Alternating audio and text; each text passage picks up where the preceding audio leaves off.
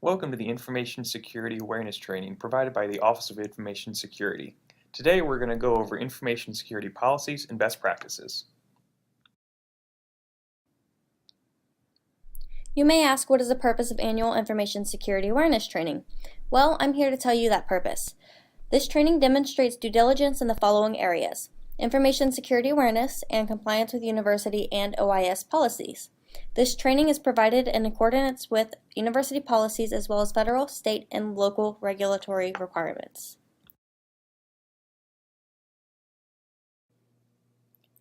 So, what are some of the responsibilities here at the university? Well, the Office of Information Security establishes policies, standards, guidelines, procedures, and best practices, provides security consulting for new or redesigned projects, provides security assessments and oversight, and assists with designing forms and processes for infrastructure groups. Service and IT resource owners comply with UC and OIS policies and guidelines, administer the service and all associated components, incorporate information security best practices, and maintains data confidentiality, integrity, and availability. Users comply with UC and OIS policy and guidelines and incorporate information security best practices. So before we get started, let's take a minute and talk about the core tenets of information security. The Office of Information Security partners with the university community to foster a culture that supports the confidentiality, integrity, availability, and accountability of the university's academic and research objectives through the application of unified information security architecture with the necessary policies and procedures to ensure its viability. Let's dive in a little deeper and explain what confidentiality, integrity, accountability, and availability mean. Confidentiality identifies confidential, proprietary, and sensitive information resources, determines appropriate uses of access of these resources, and employs measures to protect the resources from unauthorized access and/or disclosure. Integrity ensures the accuracy, validity, and completeness of information by protecting resources from unauthorized intentional and accidental modification. Accountability ensures the tasks for which an individual is responsible for are part of the overall information security plan and are readily measurable by a person who has managerial responsibility for information assurance. Availability provides assurances that university information resources are readily accessible and operational to support educational, research, service, and administrative operations. Regulatory compliance is an organization's adherence to laws, regulations, guidelines, and specifications relevant to its business. Some examples include HIPAA, PCI, FERPA, GLB or GLBA, export controls, and FISMA, and we'll talk about more of these in a moment. HIPAA, or Health Insurance Portability and Accountability Act, is a protection of personally identifiable health information. PCI, or Payment Card Industry, is the protection of credit card processing and information. FERPA, or Family Educational Rights and Privacy Act, is the protection of student records. GLB or GLBA, the Gramm-Leach-Bliley Act, is a protection of financial information. Export controls are restrictions on physical items and information to foreign persons in this country or abroad. FISMA, or the Federal Information Security Modernization Act, is a comprehensive framework to protect government information, operations, and assets against natural or man-made threats.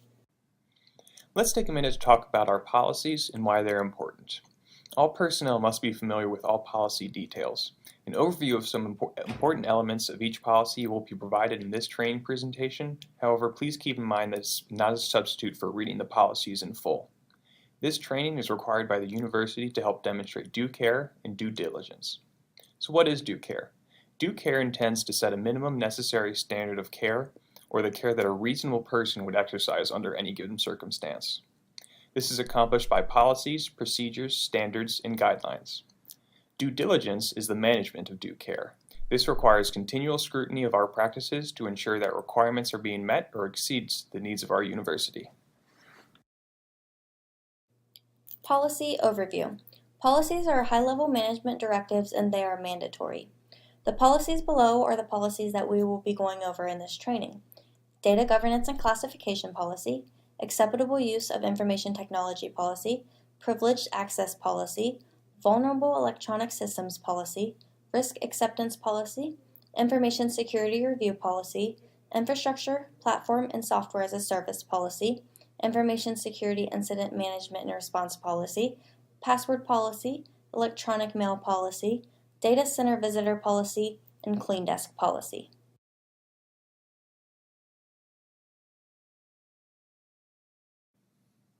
The Data Governance and Classification Policy applies to faculty, staff, students, and affiliates.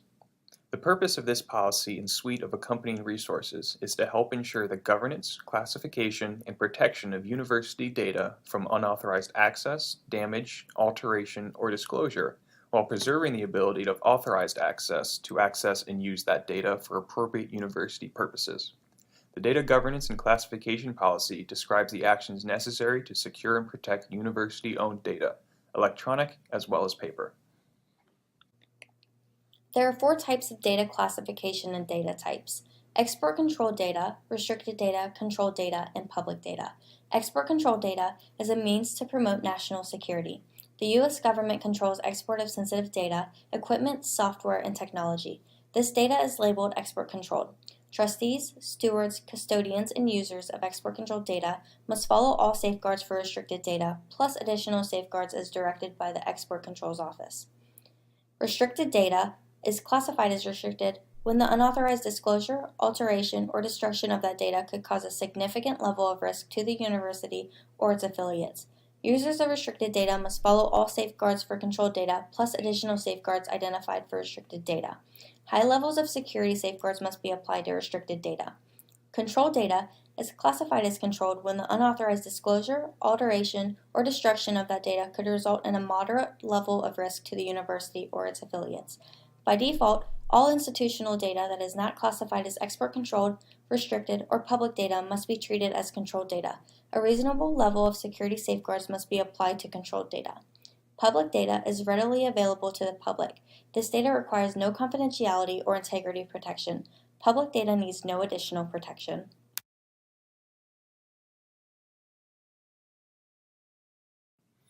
Roles and responsibilities. Keep in mind some individuals may have multiple roles. Trustees. Trustees are senior university officials or their designees who have planning and policy level responsibility for data within their functional areas and management responsibility for defined segments of institutional data. Stewards are university officials with direct operational level responsibility for the management of one or more types of institutional data. Data stewards, in coordination with data custodians, must implement and apply safeguards that meet or exceed the minimum safeguards of each data classification. Data custodians are central or distributed university units or computer system administrators responsible for the operation and management of systems and servers which collect, manage, and provide access to institutional data. Users are university units or individual university community members who have been granted access to institutional data in order to perform assigned duties or in fulfillment of assigned roles or functions within the university. Let's go over some of the minimum safeguards for restricted data. Restricted data must be encrypted if stored or used on portable storage devices, removed from a secure university location, or electronically transmitted. Restricted data must never be stored on a non-university owned or operated computer or storage device. University-owned laptop computers storing restricted data must utilize full disk encryption. Restricted data must not be stored or used by an external service provider or agent without a contractual agreement to provide appropriate protection to the same standards as applied at the university. Whenever possible, all UC-owned desktop computers and servers that contain restricted data should be encrypted. Internal forms should be revised to eliminate unnecessary references to restricted data. Paper copies of all documents with restricted data should be stored in locked filing cabinets and should be shredded when discarded. All users must only use university-approved cloud-based file storage for restricted and controlled data. Box at UC is the university's only approved cloud-based file storage option. The acceptable use of information technology policy applies to faculty, staff, students, and affiliates. This policy defines and promotes the responsible use of information technology at the university. Access to and usage of IT at UC resources entails certain expectations and responsibilities for both individuals and managers of the IT environment. When an individual accesses university computing services and accepts any university-issued computing accounts, they agree to comply with this and all other related policies. All members of the university community are responsible for familiarizing themselves with any applicable policies prior to use. Privileged access policy applies to faculty, staff, and affiliates, a level of user permissions that enables an individual to take actions that may affect computing systems, network communication, or the accounts, files, data, or processes of other users. Proper controls are required to mitigate this increased risk. Privileged access users must use individual accounts with unique usernames and passwords that comply with the university password policy. The principle of least privilege must be followed. Privileged access users must have access set to the lowest level of access needed to accomplish their job function. Privileged access users should only have access on a need-to-know basis. This means users should only have access to and knowledge of only the data needed to do their job function. It is the responsibility of each business unit to utilize a separation of duties and rotation of duties plan. Separation of duties is achieved by separating roles and responsibilities for a high-risk business process across multiple people. Rotation of duties is achieved by rotating tasks periodically so it becomes more difficult for users to collude together to engage in fraudulent behavior. Privileged access users' desktops and/or laptop computers must be university-owned and must be managed by university-controlled endpoint protection services. The default system-level account name must be changed to something not recognizable as a system-level account prior to putting the system into production. The description of the system-level account must also be changed or removed to make it undetectable as a system-level account. A false system-level account, such as a false administrator account, must be created with no privileges and possibly set to a default state as well.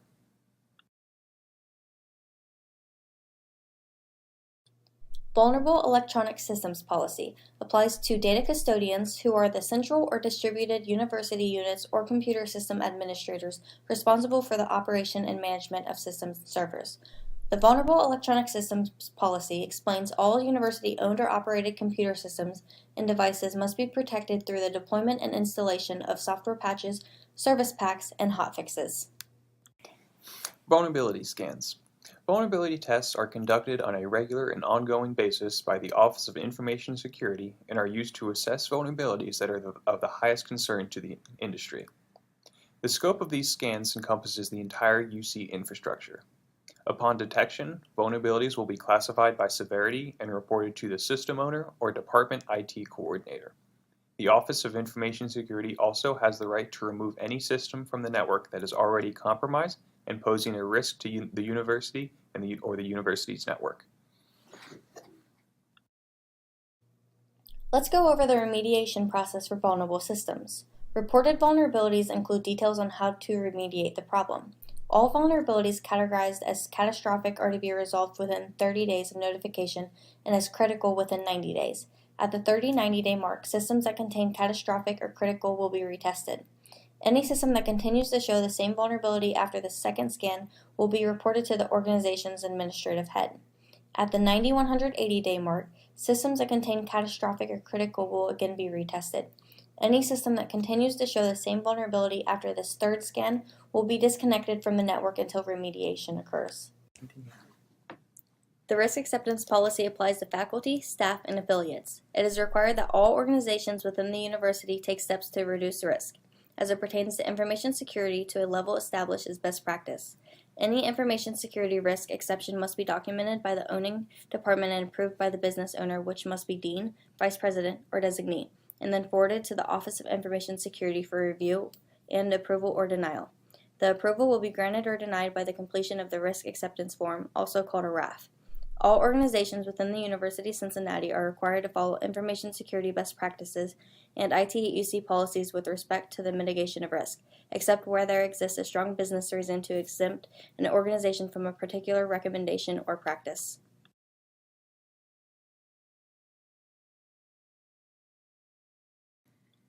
The Information Security Review Policy applies to all of IT at UC.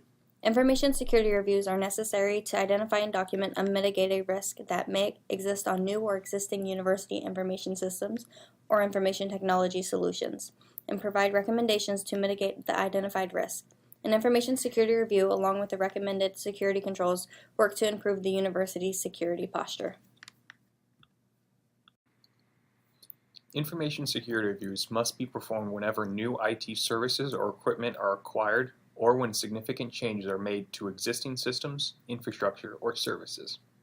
The Office of Information Security must perform required information security reviews prior to procurement process initiation, but additional review may also be required prior to implementation. Any significant project must have a security review incorporated into the project plan. Failure to contact the Office of Information Security or failure to comply with the security requirements will result in termination of the project or service. Suspended projects or services will only be recommended upon compliance with mandated security requirements. Information security reviews must be performed in the following scenarios: implementation of new information services and systems, or significant changes to existing university information services or systems that may store or transmit export-controlled or restricted data. Implementation of new critical infrastructure or significant changes to existing critical infrastructure. Implementation of a new enterprise system or significant changes to existing enterprise systems. Implementation of new systems or significant changes to existing systems that permit third-party access to university systems or data, and implementation of cloud services for the storing or processing of export, restricted, or controlled data. Infrastructure, platform, and software as a service policy. This policy applies to staff, faculty, and affiliates. This policy addresses the use of infrastructure, platform, and software as a service for university enterprise purposes where the service essentially becomes an extension of the university network. Staff, faculty, and affiliates are not permitted to enter into infrastructure or platform as a service contracts for the storage, manipulation, or exchange of university data. University departments who need infrastructure or platform as a service must use the infrastructure or platform as a service vendors that have been vetted and contracted by the university. Let's talk about what infrastructure, platform, and software as a service are. Infrastructure as a service, or IaaS, refers to solutions that provide services such as storage, virtual server hosting, networking, or other infrastructure components via the internet. Infrastructure as a service offers many advantages, including scalability based on resource demands. Platform as a service, or PaaS, allows customers to develop, run, and manage applications without building and maintaining infrastructure. Platform as a service provides methods to interact with services like databases and file storage without having to deal with low-level requirements. Software as a service, or SaaS, is a software licensing and delivery model in which software is licensed to or on behalf of the university and is hosted by the vendor. Typically, the university accesses the application via a web browser. Purchasing of software as a service requires a security review prior to implementation.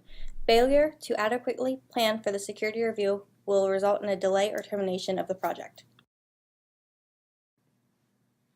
Let's take the next couple of slides to talk about the Information Security Incident Management and Response Policy. Keep in mind this applies to faculty, staff, students, affiliates, and visitors. This policy forms a part of the university's data governance framework and supplements existing information security policies. It applies to information security events and incidents affecting any university information asset or information system. It provides direction in determining the appropriate response to a misuse of university IT resources from within or outside the university. This policy applies to information, whether in printed, verbal, or digital form, created, collected, stored, manipulated, transmitted, or otherwise used in the pursuit of the university's mission, regardless of the ownership, location, or format of the information. Information systems used in the pursuit of UC's mission, irrespective of where those systems are located, and individuals encountering such information or information systems regardless of affiliation. The duty to immediately report information security events and incidents is enforced at all times, whether the university is open or closed, regardless of the time or day. Faculty, staff, students, visitors, and affiliates must immediately report the following information security events and incidents to the Office of Information Security. The password policy applies to ITUC and data custodians. This policy ensures that all university employees, including affiliates and vendors with access to university systems, take responsibility for using appropriate means for establishing positive identification when accessing university information systems. ITUC and University of Cincinnati data custodians, also known as computer system administrators, are responsible for ensuring that university information is protected from inappropriate disclosure. Systems with restricted data require two-factor authentication. Passwords must meet the following criteria. A minimum of 8 characters. They must contain uppercase, lowercase, and alphanumeric characters. Default passwords must be changed immediately. All passwords must be encrypted and/or hashed during transit and when stored. Password lockout must occur after multiple authentication failures. An expiration period of no longer than 180 days. Please keep in mind, though, that some regulations or contractual obligations may require more stringent requirements than listed above. If applicable, those requirements must be applied to ensure compliance. For example, the Payment Card Industry Data Security Standard, or PCI DSS, which we talked about a little bit ago, requires password expiration of no longer than 90 days. The electronic mail policy applies to faculty, staff, and affiliates. All university business must be conducted using an appropriately assigned university email account. The use of a personal or non-university assigned email account to conduct university business is strictly prohibited. Official university email resources will be provided centrally. The use or deployment of additional email services, including the creation and/or hosting of an email server using university resources, or to otherwise represent the university, is prohibited. The Data Center Visitor Policy applies to ITUC and authorized personnel and was established to ensure the physical security measures that must be followed when hosting any visitor to the university's data center facility. All visitors to the data center must sign the logbook at the entrance to the data center. These logbooks will be retained by data center staff for a period of 3 years. The data center must have authorized staff members physically present as an escort to monitor the visitors in the data center. This monitoring must be in effect throughout the duration of the visit. Authorized staff members must be aware that any physical contact to the computer systems and its components by any unauthorized individual, regardless of the visitor being either a university employee or outside entity, is strictly prohibited. There must be a ratio of 1 authorized staff member in attendance for every 5 visitors at the time of the visit. The taking of pictures, videos, or the recording of data is strictly prohibited at all times. To be eligible to enter the data center, visitors must be citizens of the United States or must be permanent residents. Non-immigrant foreign nationals are not permitted to enter the data center for any reason.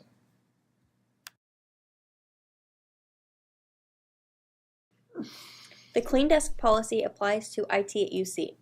This policy ensures that all sensitive and confidential information, whether it be on paper, a storage device, or a hardware device, is properly locked away or disposed of when a workstation is not in use. Workstations must be locked when workspace is unoccupied. Mobile devices must be locked with a locking cable or locked away in a drawer. Passwords or any information that may provide access to university systems must not be posted on nodes or left accessible. Documents and storage devices that contain restricted or controlled data must be locked when not in use. Storage devices must also be encrypted.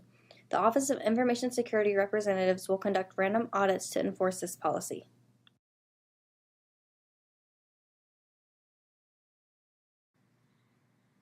Here are some overall best practices when it comes to information security. Never share your password with anyone. Never write down any of your passwords. Make sure to use two-factor authentication whenever possible. And never open emails or email attachments from suspicious sources.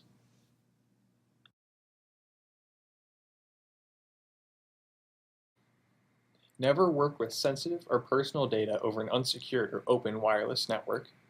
Connect to the UC VPN to access sensitive or personal data. Do not disable the security tools such as antivirus or disk encryption installed on your computer. Avoid surfing questionable or suspicious websites that use websites that you already trust. Never click on unknown links. And regularly check and install any security patches that have been released.